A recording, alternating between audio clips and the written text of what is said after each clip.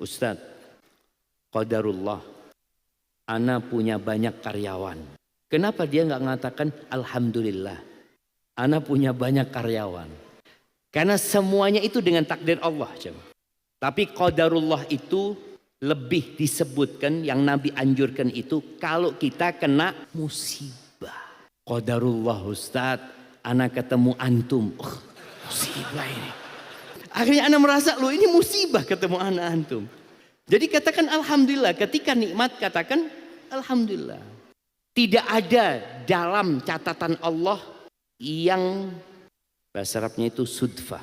Sudfah itu kebetulan.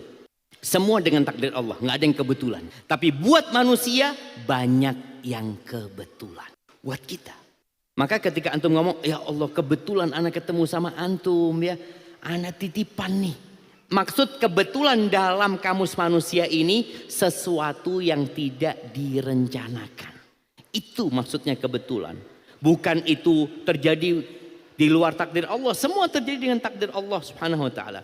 Hanya Nabi SAW menjelaskan. Fa'in asabaka syai'. Kalau engkau tertimpa musibah.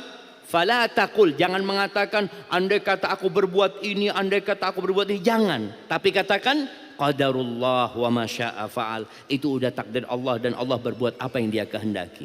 Maka kadangkala sebagian orang menggunakan qadarullah ini sebagai pengganti kebetulan. Karena dia nggak ingin ngomong kebetulan, maka dia ngomongnya qadarullah. Katakan kebetulan nggak apa-apa, itu menurut kita.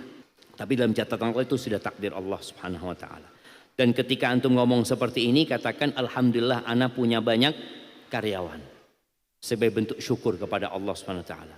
Dan kalau menasehati, suka di depan yang lain. Dengan tujuan biar semuanya bisa dengar nasihat ana. Bagaimana hukumnya ya Ustaz? Tadi kita sebutkan tentang 3 orang yang melakukan kesalahan. Fatal kesalahan. Karena Nabi setelah mengatakan kenapa ada yang mengatakan ini dan itu.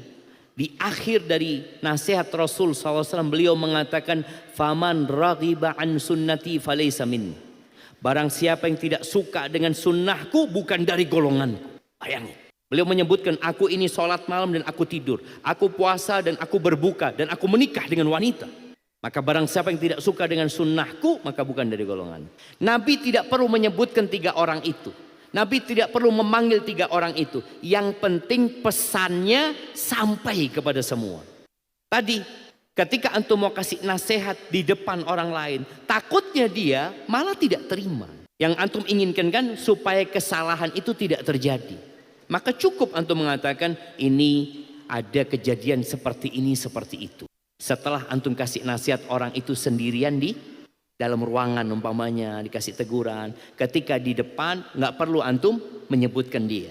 Tapi sampaikan ada fulan, bukan nggak perlu ada fulan. Ada sebuah kesalahan yang terjadi, ana mohon ini tidak diulangi kembali. Ana rasa itu akan lebih diterima nasihatnya.